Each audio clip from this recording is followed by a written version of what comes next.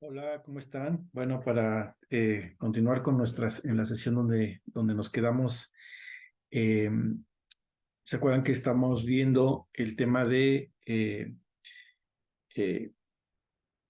cuál era la lógica epistemológica que acompaña a lo que se conoce en ciencias sociales como el funcionalismo? Ya habíamos estado analizando algunas cosas y veíamos así de manera, habíamos visto, bueno, simplemente nada más para recordar, habíamos visto cómo Durkheim propone que pues el científico social tiene que tener esta capacidad de poder suprimir los prejuicios y los condicionamientos, cosa que no siempre, más bien, cosa que nunca es posible suprimir como tal, ¿no? Pero sí poder de ser conscientes de nuestros prejuicios y nuestros condicionamientos. Y estos prejuicios y condicionamientos pues tienen que ver con nuestra formación, con nuestra edad, con la clase social a la que le pertenecemos, con las influencias ideológicas que hemos tenido. Entonces simplemente eh, no podemos ser máquinas, sino que somos seres humanos, que estamos en un contexto, en unas coordenadas sociales, ¿no? Y desde esas coordenadas sociales observamos, desde esos ángulos sociales en donde estamos, observamos la realidad, ¿no? También decíamos rápidamente que, bueno, Durkheim tiene esta idea de que la realidad, hay cierta correspondencia entre el fenómeno que está en la realidad y el científico que la capta, ¿no? Es decir, eh, el científico social no crea en su mente las visiones, no crea completamente en su mente la problemática a analizar, ¿no? Esa problemática está afuera y lo que sí hace el científico social desde esta perspectiva es encuadrar las dimensiones de la problemática y poner atención sobre ciertos fenómenos. Entonces, ciertamente hay una correspondencia parcial, es decir, pero correspondencia parcial porque capta las problemáticas del entorno, aunque es parcial porque, pues, las capta desde unas ciertas coordenadas, como decíamos, sociales, ¿no? Desde ciertas coordenadas de su propia existencia, y eso hace que impida conocer el fenómeno en su totalidad, no solamente puede conocer una parte, bueno, sí, eh, sí solamente ve ciertas perspectivas del fenómeno, ¿no? Eh, Decíamos también que, bueno, Durkheim decía que la forma en cómo podemos conocer es a través de las representaciones colectivas, ¿no? Y entonces estas representaciones colectivas, bueno, la pregunta es, ¿qué son? ¿No? Pues básicamente son imágenes e ideas y conceptos que un determinado grupo social o que una sociedad tiene sobre su mundo, ¿no? Y entonces, a partir de estas representaciones colectivas es como podemos ir conociendo la sociedad, ¿no? Ir adentrándonos a las distintas facetas que tiene una sociedad, ¿no? Para que nos quede más claro esta idea de las representaciones colectivas, bueno, aquí les pongo algunos ejemplos, ¿no? Si nosotros vemos a una pareja eh, donde se están entregando flores, ¿no? Y vemos todas las actitudes del que da la flor y el que recibe las flores, bueno, entonces lo que estamos viendo ahí es, nosotros podemos decir, esta es una pareja que está enamorada, o esta es una pareja que va en vías de estar enamorada, de enamorarse, ¿no? O sea, hay una relación entre ellos que puede, no, rebasa una amistad, ¿no? Sino más bien o existe una relación de pareja o existe la pretensión de que hay una relación de pareja, ¿no? Entonces, ¿cómo podemos captar todo eso? A través de ahora sí, esta imagen que es una representación colectiva, en el sentido de que todos los que vemos esta imagen, inmediatamente pensamos en el amor de pareja, en el amor romántico, ¿no? O sea, etcétera. Puede haber una serie de ideas que nos lleguen al ver esta, ¿no? Y claro, cuando vemos una imagen así, ¿no? pues entonces nos remitimos a nuestras experiencias del amor, ¿no? Y entonces, o de la vida en pareja, ¿no? O de intentar una relación de pareja, ¿no? Y entonces, eso sería, en ese sentido, sería una representación colectiva. Otro ejemplo, bueno, lo tenemos ahí en un cartel, que nos encontremos así, una felicitación que nos encontremos con esta frase, ¿no? E inmediatamente nos remite, o sea, esto es una frase del 10 de mayo, ¿no? Y entonces esto inmediatamente nos remite a cómo una sociedad piensa el papel de ser madre, ¿no? Este, o sea, dada la importancia que se le da a esta fecha, ¿no? El hecho de que en una sociedad se le dé mucha importancia a esta fecha, pues nos puede remitir a pensar en todas las construcciones sociales que hay alrededor de esta fecha, ¿no? Y nos dice mucho de esa sociedad, ¿no? Que es lo que finalmente a Durkheim interesaba. Y finalmente, bueno, ya que casi se acercan las épocas navideñas, al ver esta imagen, pues evidentemente nos remontamos automáticamente a esto a esta parte del calendario que llamamos Navidad, ¿no? O fiestas decembrinas, ¿no? Y que también nos hablan de toda una sociedad, o sea, de que estas fiestas navideñas son un momento para establecer o fortalecer lazos sociales, ¿no? Porque se congregan, bueno, si se hace una fiesta así tipo posada, esta es una fiesta más bien pensando en las posadas navideñas, si se congregan personas para celebrar una posada, ¿no? Pueden ser familia que refuerzan sus lazos, o como en este caso se ve que es una calle, ¿no? Los vecinos de una calle, y pues van reforzando, o sea, permite reforzar sus lazos y que gente conozca gente, o al menos se empiece a ubicar, ¿no? Entonces, y esto también nos remite a toda la importancia que tiene para una sociedad el tema llamado posadas navideñas, ¿no? Entonces, todo esto es una forma de irnos acercando al tema de las representaciones sociales. Entonces, por eso Durkheim dice, en la medida, o sea, ¿cómo podemos conocer una sociedad? Tenemos que observar sus representaciones colectivas, ¿no?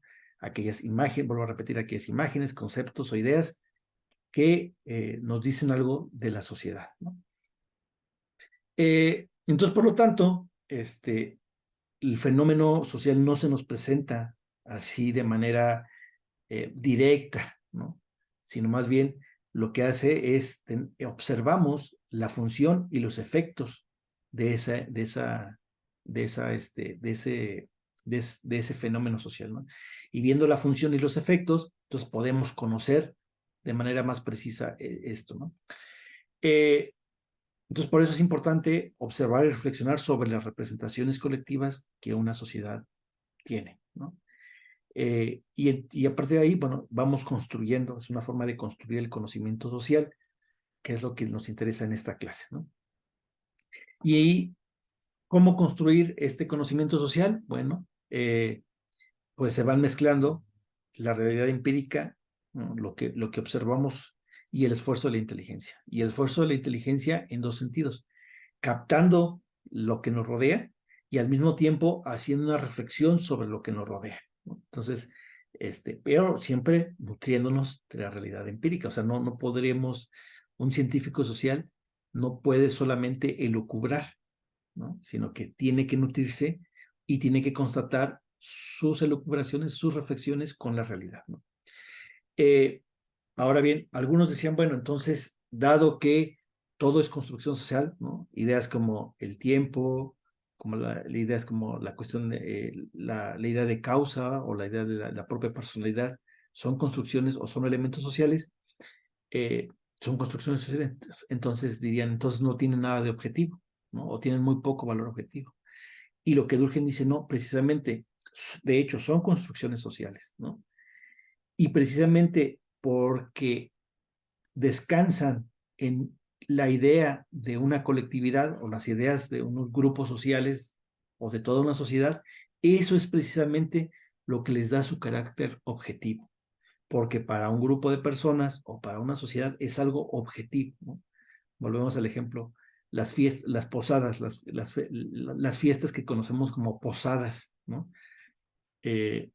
O sea, son algo objetivo en cuanto que esta idea de reunirse, romper una piñata, compartir los alimentos y compartir la bebida, descansa en el imaginario de una sociedad y descansa en las prácticas sociales que esa sociedad tiene. Entonces, en ese sentido, es objetivo, ¿no? Entonces, finalmente, así responde Durkheim a los que consideran que porque un fenómeno sea social y sea construido, no puede ser objetivo, ¿no? Su objetividad es otra. Descansa en la misma sociedad, ¿no? La misma sociedad. Bueno, si van surgiendo inquietudes, vayan anotando y lo vemos en clase, ¿no?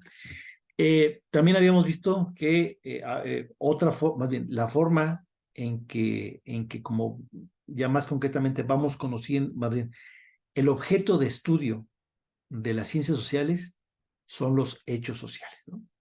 Que son estas cuestiones que suceden al exterior del individuo, ¿no? Y tiene que ver con cómo piensa, cómo siente y cómo actúa, ¿no? Ya habíamos visto también rápido las 3 características de los hechos sociales, que también lo vieron en teoría social, entonces no me voy a detener mucho en ellos. Simplemente, bueno, lo que está fuera de nosotros, pero al mismo tiempo que tienen un poder coercitivo, ¿no? Que nos constriñen, que si no seguimos ese fenómeno, si no nos adherimos a ese fenómeno, pues hay una represión que puede venir desde el mismo grupo social o desde la misma sociedad, lo que llamaríamos una sanción social, ¿no? O puede ser algo legal o puede ser de las dos. Entonces, en ese sentido hay una coercitividad, no podemos no hacerlo, ¿no? O si no lo hacemos, nos cuesta, nos llevamos un costo, ¿no? Y pues un ejemplo es simplemente la cuestión del nacionalismo, ¿no? Para ciertos grupos de la sociedad, el hecho de que tú tengas posturas no nacionalistas puede ser motivo de una sanción social, ¿no? Y finalmente, todo esto va a descansar en un colectivo, en un grupo, ¿no? Un grupo de cualquier tipo, ¿no? Pueden ser desde grupos religiosos hasta asociaciones de profesionales. ¿Qué es lo permitido y lo no permitido para un periodista, por ejemplo, ¿no? Los propios periodistas van a hacer un código, ¿no? O generan ciertos códigos de ética que dicen esto es lo permitido y esto no es lo permitido, ¿no? Y si un periodista rompe esos códigos de ética, bueno, puede haber una sanción social por parte de sus iguales, ¿no? Y bueno, pues entonces simplemente esto ya lo habían visto, entonces, ahora bien, los hechos sociales se dividen en 2 tipos, ¿no? Los materiales y los inmateriales. Aquí, esta clasificación, las palabras como tal de esta clasificación, bueno, han dado un tema para mucha discusión, ¿no? Si fueron las palabras exactas o correctas para decir. Pero bueno, lo que aquí se trata de mostrar es cómo hay unos hechos sociales que son más fáciles, digamos, no de aprender, sino de observar, ¿no? De tener en cuenta, ¿no? Los materiales, es decir, todos vemos que existe un orden político-administrativo, o sea, sabemos que existe un gobierno federal, un gobierno estatal, un gobierno municipal, y cada uno de estos va generando distintos fenómenos o influye de manera distinta en la sociedad, ¿no? También los cultos religiosos, ¿no? Es algo que es relativamente muy sencillo, muy fácil de observar, ¿no? Vemos iglesias, vemos templos, vemos las prácticas que se dan al interior, o sea, es algo relativamente material, ¿no? Entre comillas. La distribución de la población, creo que eso nos queda más claro, o sea, en unas comunidades, a lo mejor en ciertos países hay más jóvenes, ¿no? Y en otros países hay más ancianos, incluso dentro de un estado, ¿no? No es la misma distribución de la población en el estado de Querétaro, por ejemplo, que en Chiapas, ¿no? Entonces, en cuestión de edades, por ejemplo, ¿no? Y así podemos irnos con otras variables, no solamente la edad, ¿no? El orden económico, que ni qué decir, o sea, eso está ahí, ¿no? Y hay una materialidad ahí en el sentido de que podemos observar quién le compra a quién, qué le compra a qué, o sea, quién le compra a quién, con base en qué, ¿no? O sea, si nos podemos estudiar el orden económico, podemos ver compradores, vendedores, ¿no? Y cómo son esas interacciones. Bueno, el orden jurídico y la arquitectura, ¿no? Y la distribución urbana. Eso también es algo que podemos ver a simple vista, ¿no? Seguramente vamos a encontrar, si analizamos alguna parte de la ciudad, ¿no? Vamos a encontrar cierto tipo de fraccionamientos, ¿no? Incluso fraccionamientos cerrados. Y si vamos a otra parte de la ciudad, vamos a encontrar a lo mejor más fraccionamientos, más colonias abiertas, ¿no? O barrios, ¿no? Entonces, evidentemente hay una distribución urbana, y esa distribución urbana tiene que ver con una distribución económica, ¿no? Con una clasificación, con una estratificación económica y social, ¿no? Entonces, todo eso es fácil, por eso es material, ¿no? O sea, o sea, es relativamente sencillo observarlo. Luego va a decir Durkheim, hay otros hechos que son los inmateriales, y estos son como más volátiles, ¿no? Pasan como más rápido. Entonces, esto pueden ser ciertos movimientos de indignación, o sea, matan a, matan a alguien, y un grupo de personas va y protesta y quiere justicia, ¿no? Entonces, un movimiento de indignación surge, pero son movimientos de indignación, pues tienden a ser, o sea, estallen con cierta violencia, o estallen con cierta fuerza, más que violencia, con cierta fuerza, pero a lo largo del tiempo empiezan como a diluirse, ¿no? Y así podemos entender, por ejemplo, algunos fenómenos de piedad, ¿no? O de entusiasmo, ¿no? Por ejemplo, de entusiasmo, los que en un partido de fútbol, ¿no? O cuando un equipo está a punto de ganar, o está ya jugando las finales de algún torneo, ¿no? Evidentemente, incluso hasta gente que no es muy cercana al fútbol, pero que a lo mejor vive en esa misma ciudad, se suma, ¿no? A ese entusiasmo, ¿no? Como que eso se contagie. O ya estando dentro de un estadio, ¿no? Si ustedes han tenido la oportunidad de estar dentro de un estadio, pues estas corrientes de cuando meten un gol y es a favor de nuestro equipo, la emoción que nos embarga, los gritos, los aplausos, ¿no? Cuando le meten un gol a nuestro equipo, incluso hasta se siente en esa atmósfera como entre sorpresa y medio tristeza, ¿no? O sea, son corrientes sociales, ¿no?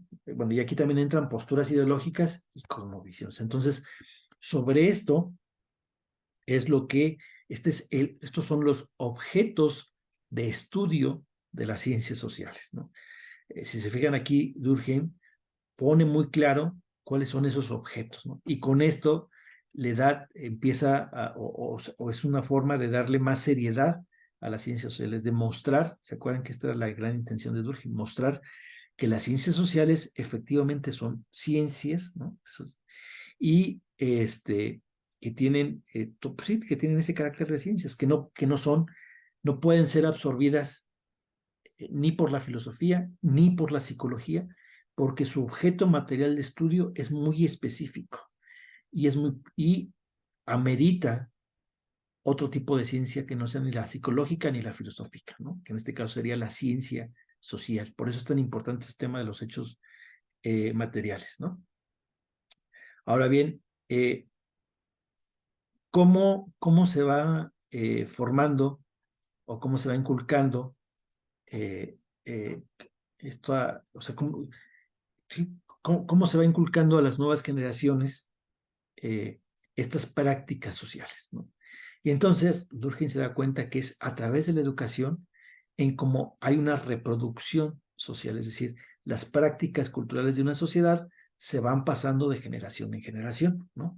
Y pues estas prácticas pues tienen que ver también con formas de sentir y de actuar, ¿no?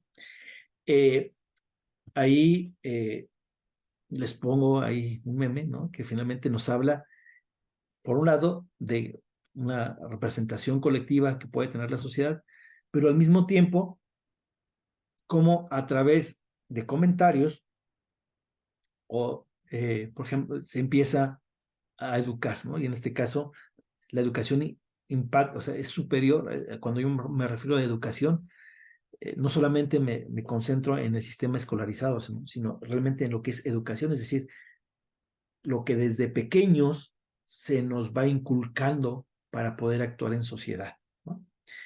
Y en la medida en que se nos inculca, o más bien en la medida que vamos, que tenemos más introyectados estas prácticas o estas ideas o estas visiones, nos vamos generando hábitos, ¿no? Ya no sentimos una coacción. Y estas, por ejemplo, bueno, ejemplos puede haber muchos, ¿no? Pero piensen ustedes, desde que una mamá o un papá le empieza a decir a su hijo, cuando pide una cosa, ¿no? Que dice, pídela por favor, ¿no? O di la palabra mágica, ¿no? Por favor. Desde ahí, eso ya es educar, ¿no? Ya se está inculcando y se está tratando de formar un hábito, es decir, que el niño ya no se sienta coaccionado a decir por favor, sino que le salga natural, ¿no? Decir por favor cada vez que va a pedir algo. Lo mismo con el agradecer después de recibir algo, ¿no? Ya ven que los papás siempre dicen, di gracias, le dicen a los niñitos de 3, 4 años, di gracias, ¿no? Eso, están formándonos un hábito, ¿no? Decir gracias cuando se nos dé algo que pedimos o que no pedimos, ¿no? Pero que se nos dé y que es algo positivo para nosotros, esta idea de agradecer. Y todo eso nos va educando para coexistir en sociedad, ¿no? Lo mismo con cuando alguien estornuda y dice salud, ¿no? Y el otro contesta gracias, o sea, todo eso, si se fijan, no son más que una formación de hábitos, ¿no? El hecho de que ustedes vayan a un salón de clase y en un salón de clase ustedes ya sepan, ¿no? Que hay alguien que tiene la figura de la autoridad de un maestro, ¿no? Y los otros actores son los alumnos, ¿no? Y entonces, en principio, el maestro, dentro del salón de clase, tiene la autoridad, ¿no? Todo esto que les estoy diciendo, ustedes ya lo traen en su cabeza, para ustedes ya es un hábito, ¿no? Pero, pues tuvo que ser construido, ¿no? Ustedes no recordarán, pero seguramente, más bien no seguramente, estoy seguro que desde los que fueron a guarderías o los que estaban en el kinder, les fueron creando este hábito de saber que dentro de una aula de clase hay una figura de profesor y una figura de alumnos, y ambos tienen distintas funciones y ambos se les exige comportarse de distinta manera, ¿no? Bueno, entonces, con todo esto, pues la finalidad de la educación es construir el ser social, ¿no? Lo que ya les había dicho, ¿no? El saber cómo nos vamos a comportar, cómo coexistir. Bueno, entonces ya que tenemos definido nuestro objeto de estudio, ¿no? Y que tenemos definido cómo una sociedad se reproduce o reproduce sus prácticas sociales, pues lo siguiente es ver cómo se analizan estos fenómenos, estos hechos sociales, ¿no? Y aquí entran las famosas reglas del método sociológico que seguramente ya vieron, ¿no? Y aquí pues simplemente nada más vamos a verlo, simplemente las partes más relevantes, ¿no? Simplemente como, porque tienen que ver mucho con la cuestión epistemológica, ¿no? Entonces, lo primerito es esta idea de tratar a los hechos sociales como cosas, es decir, los podemos observar, los podemos analizar, los podemos diseccionar, ¿no? Los podemos, eso, cosificar en el buen sentido de la palabra, ¿no? Tratarlos como algo que se pueden manipular, ¿no? Que lo podemos agarrar, ¿no? Y entonces, claro, los podemos ir diseccionando. Nosotros lo diseccionaremos a través de conceptos, ¿no? A través de la propia observación, a través de encuestas, ¿no? A través de entrevistas, ¿no? Eso va a depender, pues, ya de la situación en específico. ¿Qué implica tratar a los hechos sociales como cosas? Pues también generar una distancia epistemológica entre el fenómeno y yo, ¿no? De tal manera que yo lo pueda observar con mayor objetividad, ¿no? Y esta distancia epistemológica implica que yo sepa o que yo ponga entre paréntesis mis prejuicios, mis condicionamientos de clase social, mis condicionamientos de género, ¿no? Que ponga incluso algunas de las ideas que se me fueron inculcadas desde pequeño, ¿no? Y esto todo para verlo con mayor objetividad, ¿no? Durkheim considera que esto es posible, ¿no? La propia experiencia y 100 años después, pues dice que eliminar no se puede eliminar completamente, pero sí tratar de ser consciente de esos condicionamientos que tenemos y saber que esos, al poder ser conscientes, bueno, se pueden aminorar, que no desaparecer, la influencia en cómo observamos, que tienen en cómo observamos un fenómeno. Y finalmente esta idea de que los hechos, o sea, el hecho social no tiene, está separado de las manifestaciones individuales. O sea, es decir, si a Durkheim le interesa el tema del suicidio, a él no le interesa por qué Juan, Pedro, María se suicidaron, ¿no? Le interesa el conjunto, o sea, el tema de por qué un grupo de personas con ciertas características o ciertos contextos sociales se suicidan, ¿no? Es decir, no se fija en individualidades, sino en la categoría, ¿no? En el contexto, bueno, no en el contexto, pero en la categoría, ¿no? En este caso sería la categoría suicidio, ¿no? Y las características que acompañan, las características sociales que acompañan a esa categoría. Entonces, a eso se refiere con que no le interesan las manifestaciones. La segunda regla es que en las sociedades hay eh, fenómenos normales y fenómenos patológicos, ¿no? Ahora, ¿qué es un fenómeno normal? ¿No? Pues Durkheim lo tiene muy claro, o sea, para, para una sociedad con cierto grado de desarrollo, con cierto nivel de evolución, con ciertas características y estructuras sociales, un fenómeno va a ser normal, pero para otra sociedad, ese mismo fenómeno, pero si esa sociedad tiene otras características, otra estructura social, otro nivel de desarrollo, a lo mejor ese fenómeno para esa sociedad es algo patológico. Entonces, cuando Durkheim dice que hay hechos sociales normales y patológicos, lo único que está diciendo es que observemos primero el contexto de la sociedad, ¿no? Y si en ese, o sea, sí, el contexto de una sociedad, ¿no? Y lo que puede ser normal para una sociedad, para la otra no lo puede ser, ¿no? Este, entonces, dice, eh, hay hechos sociales normales, pero tenemos que ir viendo eh, si corresponden, ¿no? a esa sociedad, ¿no? O sea, si responden a la estructura que tiene esa sociedad o si no responden, ¿no? Eh, para que un hecho social sea considerado normal, pues debe cumplir dos condiciones, ¿no? Por un lado, tener cierto grado de generalidad, o sea, que se repita dentro de esa sociedad una y otra, bueno, muchas veces o una cantidad importante de veces. Y la segunda y más importante, que ese hecho sea para la utilidad del grupo social, ¿no? O sea, entonces, si un hecho se repite varias veces en la sociedad y tiene una utilidad para esa sociedad, estamos ante un hecho normal, ¿no? Por el contrario, si hay poca utilidad o es un hecho que es muy aislado, estamos ante un hecho patológico con respecto, acuérdense, con respecto a esa sociedad, ¿no? Eh, bueno, para entender esto de manera un poco más clara, que nos quede más clara y que nos sirva para ir pudiendo ver y analizar los hechos que nos rodean, ¿no? O que rodean a otras sociedades, pues les propongo este ejemplo de cómo nuestros bisabuelos empezaban a tener hijos a la edad de 16, 17 años, 18, ¿no? Y entonces, para hacer la reflexión que hace Durkheim, bueno, ¿cuáles son las características que tenían esas sociedades, las sociedades de nuestros bisabuelos? Bueno, evidentemente lo primero es que la esperanza de vida era menor, ¿no? Hoy hay personas que viven 80, 90, ¿no?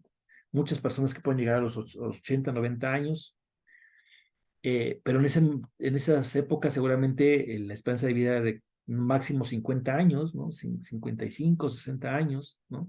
O incluso menos. Entonces, había una corta vida, una esperanza de vida menor, ¿no?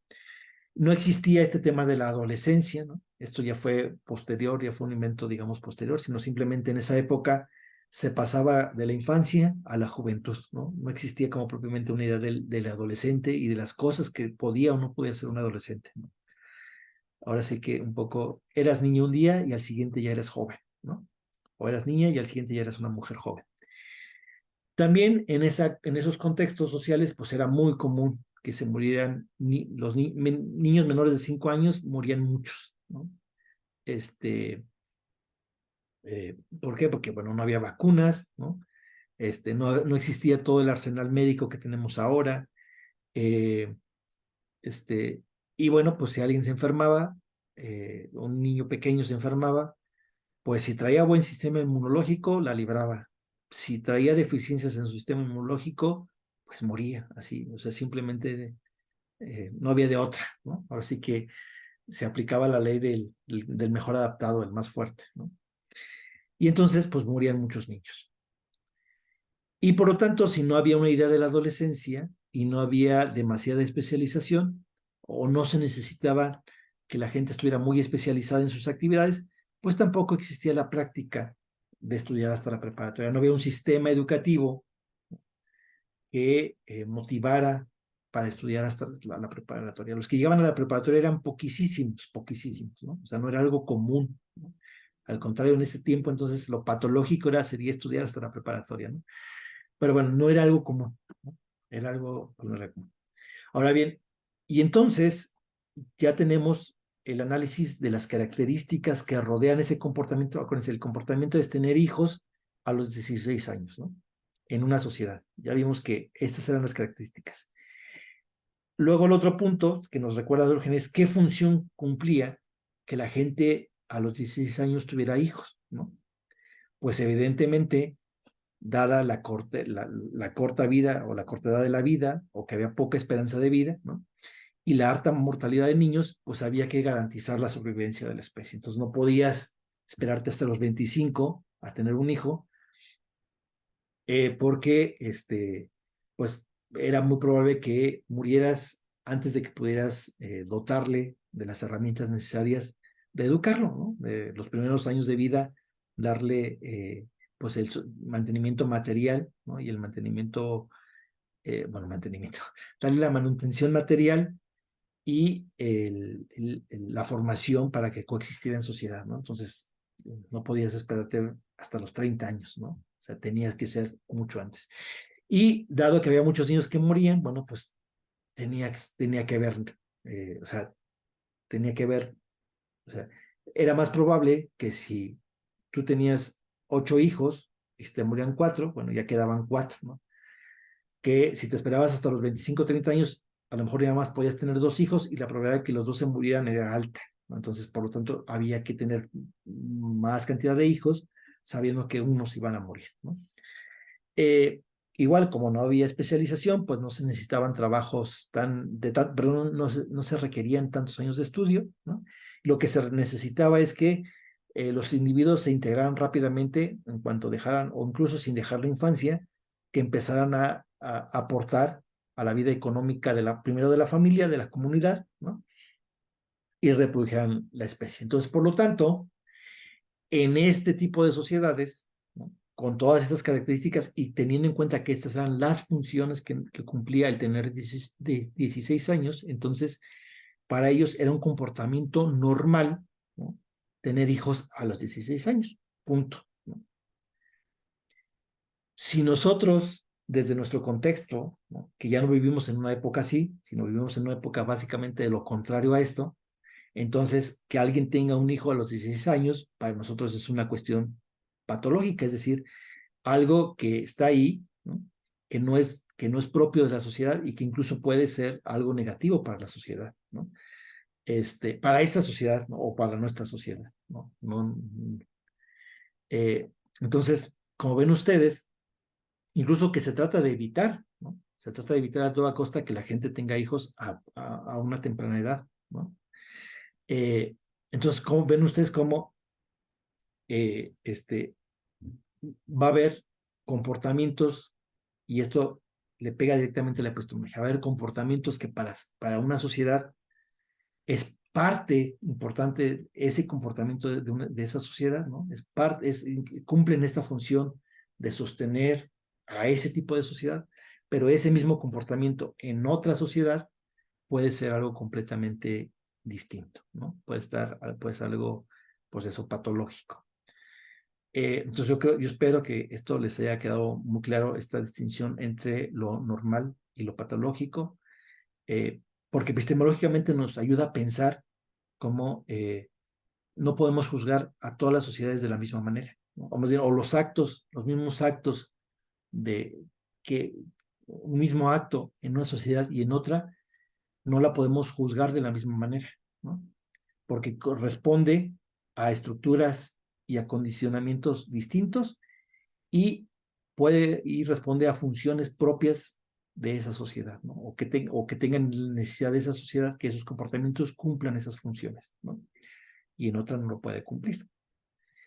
Entonces, esto con lo normal y lo patológico.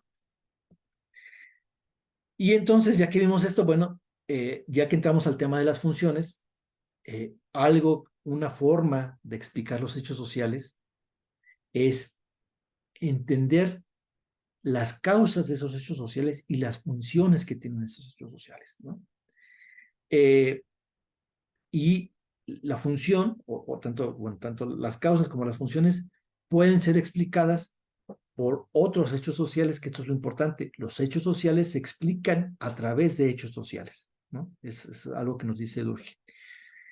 Y esos hechos sociales pueden ser, ya sea del pasado, ¿no? Que vengan desde generaciones anteriores, o bien pueden ser hechos sociales del presente, que casi siempre pues son una mezcla de ambos, ¿no? Los comportamientos sociales que tenemos es una mezcla de cosas que nos vienen del pasado, de hechos, más que cosas, de hechos que nos vienen sociales que nos vienen del pasado, y de hechos presentes, ¿no? Que también influyen en nuestros comportamientos. Entonces, por lo tanto, vuelvo a decir, la función y tanto la función como la causa pueden ser explicados por otros hechos sociales, ¿no? La función del hecho social, pues tiene que ver con su fin, ¿no? Ya creo que queda claro, ¿no? ¿Cuál es la finalidad? Eh, este, y esa finalidad o ese fin social que cumple ese hecho social tiene que ver con el entorno que lo rodea, ¿no? Con el contexto, ¿no? Ya les puse el ejemplo de tener hijos a los 16 años, ¿no? O sea, cumple todo un contexto en una sociedad con ciertas características, ¿no? Pero aún más, Durkheim dice, a ver, el entorno social, que ya es lo que vimos ahorita como a grosso modo, ¿no? El entorno social, dice Durkheim, puede ser analizado con dos grandes ejes. La dinámica, la densidad dinámica y la densidad material. Nos añade dos grandes ejes de análisis. ¿Cuál sería la densidad dinámica? Pues la cantidad y la calidad de relaciones que hay entre los individuos de una sociedad, ¿no? Ahí les pongo, bueno, un ejemplo de densidad dinámica en la actualidad podría ser qué tanto, o más bien una manifestación de esta densidad dinámica es, por ejemplo, qué tantas organizaciones de la sociedad civil existen por cada país, ¿no? En este caso ahí sacamos una tasa por cada 100,000 habitantes. Entonces, evidentemente, donde existen más organizaciones de la sociedad civil, es decir, donde los ciudadanos se juntan para resolver los propios problemas de los ciudadanos, ¿no? Pues existe obviamente una mayor densidad dinámica, porque hay una mayor confianza social, y entonces eso permite que haya una calidad de relaciones mucho mayores, ¿no? O sea, yo no nada más saludo a mi vecino, ¿no? Si es que bien le va o me va a mí saludarle a mi vecino, sino que ya me junto con mi vecino, ¿no? Y ante una problemática que tengamos en nuestra colonia, no solamente nos juntamos a echar pestes, ¿no? Sino nos juntamos para tratar de, desde nuestra perspectiva, aportar, ¿no? Y eso va construyendo, pues, la unión entre ciudadanos que puede cristalizar o que muchas veces cristaliza en este tipo de organizaciones que son de la sociedad civil organizada, como también se le conoce, ¿no? Entonces, bueno, México en ese sentido, pues tiene una poca densidad dinámica, ¿no? Y entonces, bueno, ¿por qué? Lo podemos ver cristalizado en que solamente tiene 33 asociaciones por cada 100,000 habitantes, ¿no? Con respecto a otros países de Latinoamérica. Y entonces esto, pues lo que nos habla es que nos da un contexto, hay una mucha desconfianza social, ¿no? No estamos acostumbrados a trabajar uno al lado del otro, y entonces, pues esto, si se fijan, es parte del contexto social, ¿no? ¿Se acuerdan que la densidad dinámica es lo que nos ayuda, es una de los ejes que nos ayuda a entender el contexto social? Y el otro contexto, digo, el otro eje, perdón, es la densidad material, ¿no? Y esto pues tiene que ver con los aspectos del territorio, ¿no? Básicamente, qué actividades económicas hay, cuántas carreteras hay, la propia infraestructura que existe, ¿no? Que haya escuelas, que haya carreteras, ¿no? Que haya transporte urbano, ¿no? O sea, todo esto es la densidad material. Y entonces, una forma, por ejemplo, como podemos ver cristalizada la densidad material es, yo aquí lo que hice fue dividir a los municipios de Querétaro por zonas, ¿no?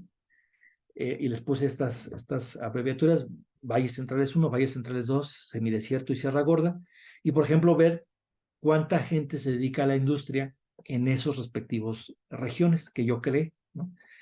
Y entonces aquí podemos ver la densidad material, es decir, no es lo mismo que tengas al 29% de tu población ocupada trabajando en la industria, a que solamente tengas el 5% de tu población trabajando en la industria, ¿no? Entonces, eso influye en las prácticas sociales, ¿no? Eso condiciona eh, sistemas educativos, niveles educativos, ¿no? O sea, va a generar toda una densidad material que nos ayude a entender un contexto social, ¿no? Entonces, este simple dato sería una partecita de la densidad material, ¿no? Entonces, el saber que en la Sierra Gorda o que en el semidesierto hay menos gente trabajando en la industria, nos ayuda a entender una parte del contexto, ¿no? Es decir, nos ayuda a entender una parte de la densidad material que nos va a ayudar a entender, junto con la densidad dinámica, nos va a ayudar a entender el contexto de una sociedad, ¿no? Y entonces esto es lo que debemos tener en cuenta, ¿no? Densidad material, densidad dinámica, que nos ayuda a entender el contexto, qué función cumple un fenómeno dentro de una sociedad, ¿no? Y cuál es la causa de ese fenómeno, ¿no? Y todo eso nos ayuda a entender, o esa es la propuesta de Durkheim. Con todo esto, nosotros podemos entender los hechos sociales y explicarlos, ¿no? Dar causa de estos hechos sociales, ¿no? Otra parte importante de Durkheim es que al estudiar el tema del suicidio, Durkheim va a estudiar el tema del suicidio, como ustedes ya lo saben, pues se va a convertir como el gran precursor de lo que se conoce como el modelo causal multivariado, ¿no? O sea, qué tanto diversas variables influyen en un mismo hecho, ¿no? Porque aparte, pues él lo va a hacer este análisis, va a hacer un análisis estadístico con lo que podríamos llamar, bueno, de acuerdo a lo que en ese momento se manejaba al nivel de conocimiento y profundidad que había de la estadística. Y a través de eso, bueno, se pueden ir explicando, ¿no? Viendo las múltiples variables que influyen en un fenómeno, podemos explicar las causas del fenómeno, ¿no? Pero Durkheim no solamente se queda ahí, dice, ok, es importante la cuestión estadística, pero no es suficiente, ¿no? No solamente debemos saber, no sé, qué características, por ejemplo, en la cuestión del suicidio, ¿no? Qué tantos hombres y qué tantas mujeres se suicidan, o quién es más proclive a suicidarse, si hombres o mujeres, eh, dependiendo de la proporción de suicidios, cuántos hombres y cuántas mujeres se suicidan, ¿no? Qué porcentaje de hombres y qué porcentaje de mujeres. Si no, dice Durkheim, también debemos saber las relaciones causales, es decir, por qué, o sea, qué hay en la sociedad que ocasiona que un sexo se suicide más que el otro, ¿no? Y entonces dice, ¿cómo se puede hacer esto? Bueno, se deben ubicar históricamente los fenómenos sociales, ¿no? Entonces debemos tener en cuenta el entorno social, las causas sociales, vamos a decir, el entorno social, ¿no? Y entonces, a través de observar esas estructuras y esos entornos sociales que hay, poder dar una explicación de por qué, de lo que nos surgió en la estadística, que que más hombres que mujeres se suicidan. ¿Por qué sucede esto? ¿No? Esas son las relaciones causales, ¿no? ¿Por qué un sexo tiende? Y eso no, no solamente surge de la pura, no solamente surge de la pura estadística, eso tenemos que ver el contexto histórico, ¿no? Y al decir el contexto histórico, no solamente me refiero al pasado, sino el contexto social presente, ¿no? Que nos lleva a ese tipo de comportamientos. Bueno, le dejamos hasta aquí, ¿no? Para que reflexionen bien y que podamos ver todo este gran aporte que nos lega Durkheim para que nosotros como científicos sociales o como analistas de la realidad tengamos muy definidos nuestros márgenes epistemológicos, ¿no? Y los ejes sobre los cuales nos vamos a mover. Bueno, que tengan un excelente día y pues ya nos estaremos viendo presencialmente.